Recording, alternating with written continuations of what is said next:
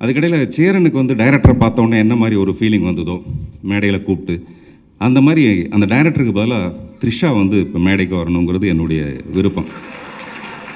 மேடைக்கு வாங்க, நீங்கள் வாங்க, தைரியமாக வாங்க. சில விஷயங்களை வந்து நம்ம ஆள் வச்சு தான் செய்யணும்னு ஆசைப்பட்றேன். அதை நம்மளே செய்யாமல் அதுக்கு ஒரு ஆளை வச்சுட்டு செஞ்சால் அது இன்னும் கொஞ்சம் ஆனந்தமாக இருக்கும். படம் பூரா நம்மளை ரொம்ப ஏமாற்றி காக்க வச்சு கடைசி வரைக்கும் ஒரு தடவை கட்டி பிடிக்க மாட்டாங்களா நம்ம ரொம்ப ஆர்வமாக இருந்த நண்பர் விஜய் சேதுபதி அவர்கள் மேலே வந்து 2 பேரும் ஒரே ஒரு தடவை ஹக் பண்ணி இந்த படத்தோட 100வது நாளில் மிகப்பெரிய வெற்றியாக அந்த சார் வாங்க சார், நான் கூட நிற்கிறேன், நீங்கள் தைரியமாக வாங்க.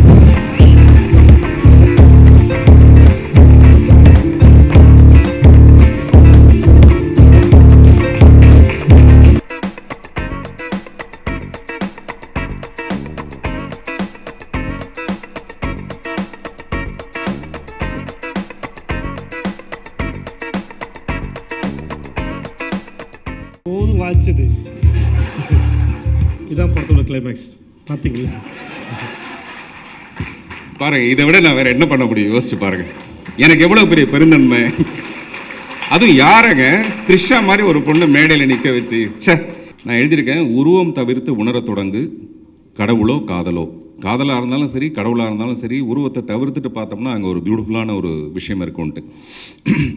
பொதுவாகவே நம்ம வந்து ஆசைப்படுறது ஒரு இடம், வாழ்க்கைப்படுறது வேறு இடமா இருக்கும். அது பெண்களுக்கு மட்டும் இல்லை, ஆண்களுக்கு எல்லாருக்குமே வந்து நம்ம ஒருத்தர் ஆசைப்படுவோம், ஆனால் வேறு ஒருத்தரோட வாழ்க்கைப்பட்டு வாழ்ந்துட்டுருப்போம். உதாரணத்துக்கு இந்த ஷர்ட்டு பார்த்தீங்கன்னா தெரியும். இது வந்து நேற்று இளையராஜாவுடைய ஃபங்க்ஷனில் அதுக்கு போடணுங்கிறதுக்காக கிட்டத்தட்ட 1 மாதத்துக்கு முன்னாடியே நான் ப்ரிப்பேர் ஆகி அவ்வளோ காதலோடு இந்த ஷர்ட் ரெடி பண்ணதே அப்படி தான். அந்த மியூசிக்கல் நோட்ஸ் எல்லாம் போட்டு அந்த ஃபங்க்ஷனுக்கு போகணுன்னு ஆசைப்பட்டேன். அது ஏதோ ஒரு காரணத்துக்காக அந்த ஃபங்க்ஷனுக்கு என்னால் போக முடியல. ஆனால் நான் தூரத்தில் இருந்தே அந்த ஃபங்க்ஷனுக்கு ரஹ்மான் சாரை எப்படி அனுப்பி வைக்கிறது, அந்த ஷோவோட ஹைலைட் என்னவாக இருக்க முடியும்னா ரஹ்மான் சாரும் ராஜா சாரும் மேடையில் நிற்கிறது. அது எல்லாத்தையும் அங்கே செஞ்சு விட்டுட்டு நான் வந்து என் ரூமில் உட்காந்து பார்த்துட்டு இருந்தேன். அங்கே ராஜா சார் இல்லை, ஆனால் நான் யோசித்த அந்த காதல், ராஜா சார் மேலே நான் வச்சுருந்த காதலோடு அந்த வீட்டுக்குள்ளே இருந்தேன். அப்படின்னா என்ன அர்த்தம்னா அந்த ஃபங்க்ஷனுக்கு நான் போக வேண்டியதில்லை, கட்டி பிடிக்க வேண்டியதில்லை, எதுவுமே இல்லை, அந்த காதலோடு இருந்தாலே போதும். அந்த மாதிரி ஜுராசிக் பார்க் நம்ம எல்லாம் பார்த்துருப்போம். டைனோசர் வந்து இப்போ இல்லை, ஆனால் அந்த படத்தில் பார்த்திங்கன்னா டைனோசர் இருக்கிற மாதிரியே ஒரு பயமுறுத்தலை ஏற்படுத்தி நம்ம நம்ப வச்சுருப்பாங்க. அந்த டைனோசர் மாதிரி தான் இந்த படத்தில் இருக்கிற காதல். எல்லோரும் சொன்னாங்க இது ரொம்ப யதார்த்தமான படம்னு. எனக்கு தெரிஞ்சு இந்த படம் யதார்த்தமான படம் இல்லை. படம் ரிலீஸ் ஆனதுக்கப்புறமேல நான் வந்து S2 தியேட்டரில் படம் பார்த்துட்டு எல்லோரும் மாதிரி ராத்திரிலாம் தூங்காமல் புலம்பி மறுநாள் டைரக்டர்கிட்ட சொன்னேன், ரொம்ப ஒரு அயோக்கியத்தனமான படங்க இந்த படம். என்ன எடுத்திருக்கீங்க, எந்த காலகட்டத்தில் என்ன படம் எடுத்துகிட்ருக்கீங்க? இது 2018 எல்லோரும் காதலை வந்து 69 பார்க்குற காலத்தில் நம்ம வந்து 96ன்னு ஒரு படம் எடுத்தா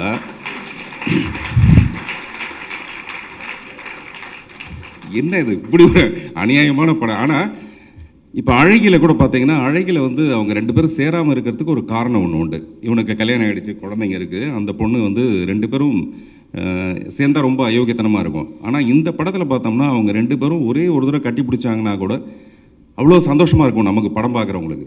அதை வந்து டைரக்டர் அப்படியே இழுத்து இழுத்து இழுத்து இழுத்து அப்படியே நம்மளை வந்து ஏங்க வைக்கிறாரு. அது வந்து எல்லாரும் கை தட்டுறாங்க. நான் சுற்றி முற்றி பார்க்குறேன். யமுனை ஆற்றிலேன்னு ஒரு பாட்டு, அந்த பாட்டு வந்து அந்த படத்தில் ஒரிஜினல் படத்தில் இருந்ததை விட இந்த படத்தில் பார்த்தோம்னா அவ்வளோ பியூட்டிஃபுல்லாக. நான் யோசிச்சுட்டே இருக்கேன் எங்கே வரப்போகுது அந்த பாட்டு அப்படின்னா, லைட் ஆஃப் பண்ணிவிட்டு திடீர்னு அங்கே இருக்க ஒரு கேண்டிலோட அந்த கதாநாயகி நடந்து வருமா, அந்த பாட்டை பார்த்தோன்னே அப்படி நான் நிஜமாக போய் டைரக்டரோட காலை தொட்டு கும்பிட்டுலான்ற மாதிரி எனக்கு தோணுச்சு. உண்மையிலே அதுதான் என்னுடைய உண்மையான ஒரு உணர்வு. அதில் காதலிச்சவங்களுக்கு எல்லாருக்கும் தெரியும் அந்த உணர்வு எப்படிப்பட்டதுன்னு. எனக்கு கூட ஒரு காதல் இருந்திருக்கு. ஒரு காதலுங்கிறது போய் ஒரு காதல் இருந்திருக்கு. அந்த காதலியை வந்து நான் இப்போ கூட பார்க்க விரும்பலை. நாங்கள் 2 பேரும் பேசுகிறது கிடையாது, பல வருஷங்கள் ஆச்சு. பேசக்கூடாது. என்னைக்கா ஒரு நாளைக்கு அந்த பொண்ணு ஃபோன் பண்ணிடக்கூடாது. எனக்கு பண்ணிவிட்டு உங்களை எப்பாவது பார்க்க முடியுமான்னு எனக்கு கேட்டக்கூடாது. எப்போன்னா கடைசி வரைக்கும். அப்படி ஒரு காதல். இதில் யோசித்து பார்த்தோம்னா அங்கே பாடியே இல்லை, ஃபிசிக்கலாக எந்த விதமான. நான் இவ்வளோ தூரம் சொல்கிறேன், இந்த காலகட்டத்தில் அப்படிலாம் காதல்லாம் கிடையாது, காதலாக நம்ம ரொம்ப மோசமாக பார்க்குறோன்ற நேரத்தில் கூட எனக்குள்ளே கூட அப்படி ஒரு காதல் இருக்குது. அப்படி எல்லாருக்குள்ளேயும் ஒரு தெய்வீகமான ஒரு காதல் ஒன்று இருக்கும். ஆனால் அதை வந்து சாத்தியப்படுத்துறது, ஒரு சினிமா மூலமாக சாத்தியப்படுத்துறதுங்க ரொம்ப ரொம்ப சிரமமான ஒரு விஷயம். இந்த படத்தில் வந்து விஜய் சேதுபதி நடிச்சிருந்தாலும் சரி, த்ரிஷா நடிச்சிருந்தாலும் சரி, ஃப்ரேம் பை ஃப்ரேம் பிரேம் மட்டும்தான். கரெக்டா? இது வந்து ஒரு டைரக்டருக்கே உண்டான ஒரு திமிரு இது. பொதுவாகவே நம்மளை மாதிரி ஆளுங்கள்லாம் என்னென்னா, படம் பார்க்க போகும்போது டைரக்டர்ஸ், நானோ இல்லை மிஸ்டர் சேரனோ யாராக இருந்தாலும் படம் பார்க்க போகும்போது ஒரு திமிரோடு தான் போவோம். இவன் என்னடா பெருசாக கிழிச்சிட போகிறான், அப்படின்னா பெருசாக கிழிச்சிட போகிறான் தால் அப்படிங்கிற ஒரு திமிரோடு பார்க்குறவனை தலையில் தட்டி உட்கார வச்சு அவனை கண்கலங்க வச்சு இது படம்டா அப்படின்னு சொல்ல வைக்கிறது இருக்குது பார்த்தீங்களா, அது வந்து ஒரு பெரிய சாதனை. நிஜமாகவே நம்மலாம் வந்து அவ்வளோ சாதாரணமாக போகிறது இல்லை. அது எந்த பெரிய படமாக இருந்தாலும் சரி, இவர் என்ன பெருசாக, அதுவும் என்ன நானாவது பரவாயில்ல, சேரன்லாம் வந்து இன்னும் அந்த திமிரோட உச்சம் ஒரு பொய்ன்னு சொல்லுங்க பார்க்கலாம். அப்படிலாம் கிடையவே கிடையாது. நிஜமாக ஆட்டோகிராஃபை விட இவர் என்ன பெருசாக கிழிச்சிருக்க போகிறாரு அப்படின்னு சொல்கிறவரை இங்கே வந்து மேடையில் பேசுகிறாரு பார்த்தீங்களா, அதுதான் அதில் இருக்க பெரிய விஷயம். என்னெல்லாம் ஆச்சரியம்னா, இவங்க 2 பேர் காதலர்கள் பிரிஞ்சிருக்கிறது சேரலாமாங்கிறது வேற விஷயம். பின்னாடி தேவதர்ஷினி கூடவே ஓடி போய் இதா பண்ணிட போகிறாங்க, பார்த்துங்க ஜாக்கிரதையாக பார்த்துங்கன்றதெல்லாம் என்ன ரொம்ப அநியாயமாக இருந்தது. எப்படா இந்த காலகட்டத்தில், ஆனால் அதை ரசிக்க வைக்கிறாரு, கண்கலங்க வைக்கிறாரு. அது ரொம்ப பெரிய ஆச்சரியமான ஒரு விஷயமா இருந்தது, ரொம்ப சந்தோஷமாக இருந்தது. ஸோ சி பிரேம்குமார் ஒரு கிளாசிக் பிரேம்குமார் அப்படிங்கிறது, இந்த சிக்கு வந்து அர்த்தம் அந்த கிளாசிக்ன்ற மாதிரி. மக்கள் திலகத்துக்கு அப்புறமேல சார், நான் சொல்கிறது வந்து நான் வந்து பொதுவாக பொய் பேசுவேன், பட் விளக்கு வச்சதுக்கப்புறம் பொய் பேசுகிறது கிடையாது. மக்கள் திலகம் வந்து மக்கள்கிட்ட போய் பேசும்போது இல்லை, அப்படி ஒரு விதமான ஈர்ப்பு. அவர் வந்து சினிமா நடிகர், இன்றைக்கி வந்து பரபரப்பான அவர் சொல்லும்போது சொன்னார் கால் ஷீட் எவ்வளோ பெரிய விஷயம், அந்த மாதிரி நிறைய நடிகர்கள் இருந்திருக்காங்க. பட் மக்களோட போய் சேர்ந்து மக்களாக அதில் வந்து அவங்கள கட்டி பிடிச்சி முத்தம் கொடுத்து ஒரு அமிர்தானந்த மாய் என்ன பண்ணுவாங்களோ அப்படி ஒரு ஆம்பளை அமிர்தானந்த மாய் வந்து நடிகர் விஜயகுமார் கூட என்ன பண்ணுவார்னா, அவங்க வீட்டு ஃபங்க்ஷன்லாம் வந்து யாராவது வந்தால் கட்டி பிடிச்சி முத்தம் கொடுப்பாரு.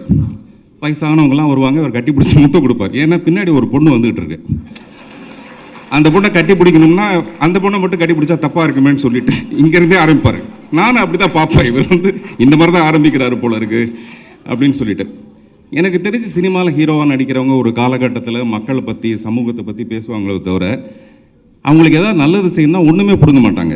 பட் இவர் அப்படி இல்லை, இவர் நிறைய பிடுங்குறாரு. என்ன பிடுங்குறாருன்னா, சமீபத்தில் ஒரு கேரளாவுக்கு போயிருக்காரு. போய் யாருக்கோ உதவி செய்கிறதுக்கு இவர் கொடுத்தது மட்டும் இல்லை, மற்றவங்க கையில் இருக்க பணத்தெல்லாம் பிடுங்குறாரு. இதை கொடு, அதை கொடு, அதை கொடு, இதை கொடுன்னு அவ்வளோ பணத்தை பிடுங்கி அதாவது தான் மட்டும் நல்லது செய்கிறதில்ல, நல்லது செய்கிறத வந்து மற்றவங்களுக்கும் தூண்டி விடுற மாதிரி ஒரு விஷயம். இதை வந்து மக்கள் கலைஞர் ஜெய்சங்கர் நிறைய பண்ணியிருக்காரு. இதெல்லாம் நான் வந்து அவங்கெல்லாம் பார்த்துட்டு உங்களை பார்க்கும்போது எனக்கு வந்து இந்த நடிகர் இந்த படத்தில் நீங்கள் என்னவா இருக்கீங்கன்றதெல்லாம் விட ஒரு மனிதனாக எந்த அளவுக்கு நீங்கள் வந்து மக்களை ரீச் பண்ணியிருக்கீங்கன்றது தான் எனக்கு ரொம்ப பாராட்டணும்னு நான் நினச்ச ஒரு விஷயம். எம்கே தியாகராஜ பாகவதர் அவர் வந்து ஒரு 4 சூப்பர் ஸ்டாருக்கு சமம். அவருக்கு வந்து அப்படி ஒரு பெண்கள் ஈர்ப்பு ஒன்று இருந்தது. பெண்களுக்கு வந்து ஒரு பயங்கர ஒரு ஆதர்சம் அந்த நடிகரை பார்த்தா. அந்த மாதிரி எனக்கு தெரிஞ்சு என்கேடிக்கு அப்புறமேல உங்களுக்கு தான் பெண்களுக்கு வந்து அவ்வளோ பெரிய ஒரு ஈர்ப்பு ஒன்று இருக்குது. அது வந்து எனக்கு ரொம்ப பொறாமையான, வருத்தமான, கஷ்டமான, ரொம்ப கவலைப்படுற ஒரு விஷயம். ஆனால் வேறு வழி இல்லை, அது அப்படி தான் இருக்குது. நேற்று கூட என் பையன் வந்து ராஜா சார் ஃபங்க்ஷனுக்கு போயிருக்கும்போது நீங்கள் பார்த்த ஒரு ஹாய்ன்னு சொன்னீங்களாம். அவருக்கு ஒரு பயங்கர சந்தோஷம். எனக்கு ஃபோன் பண்ணி ஃபங்க்ஷன் எப்படி இருந்ததுன்னு கேட்டேன். அவர் வந்து விஜய் சேதுபதி வந்து எனக்கு வந்து ஹாய் சொல்லிட்டு போனார். அதாவது லவ்வை ஸ்ப்ரெட் பண்ணுறது, எவ்வளோ சந்தோஷத்தை மற்றவங்களுக்கு ஸ்ப்ரெட் பண்ணுறதுங்கிறது நான் வந்து அவர்கிட்ட தான் தெரிஞ்சுக்க வேண்டிய ஒரு விஷயம். த்ரிஷாவை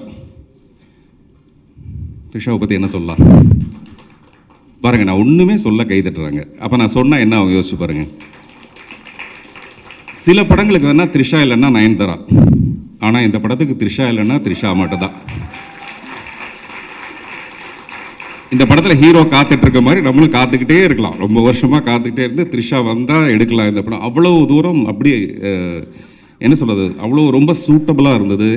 அது நடிக்கிற மாதிரியே தெரியல. த்ரிஷா கிருஷ்ணனை கூட இவங்க ராமரா மாற்றிடுவாங்க போல இருக்குது, அப்படி ஒரு பவ்யம். ஸோ பொதுவாக சில பெண்களை பார்க்கும்போது ராமன்லாம் கூட கிருஷ்ணா மாறிடுவான். ஆனால் இதில் வந்து கிருஷ்ணனை வந்து ராமனா மாற்றுற அளவுக்கு ஒரு பாந்தமும் பவ்யமும். இந்த மாதிரி இடத்துல நான் கொஞ்சம் பொய் சொல்லுவேன். அந்த விளக்கு வச்சதுக்கப்புறம் கூட நான் பொய் சொல்லுவேன், தப்பாக எடுத்துக்காதீங்க. நான் முதல்ல அம்பாஸ்டர் பல்லவாவில் ஒரு தடவை உங்களை பார்த்து அப்போ நடிக்கிறீங்களான்னு கேட்டேன், ஞாபகம் இருக்கா? அப்போ வந்து நடிக்க மாட்டேன்ட்டாங்க. நான் இந்த மாதிரி நிறைய பெண்களோட நடிகைகளுடைய வாழ்க்கையை நான் வந்து கெடுக்கலான்னு ட்ரை பண்ணி அதுலேருந்து தப்பிச்சு போனதில் ஒருத்தர் வந்து நயன்தாரா, இன்னொருத்தர் வந்து த்ரிஷா.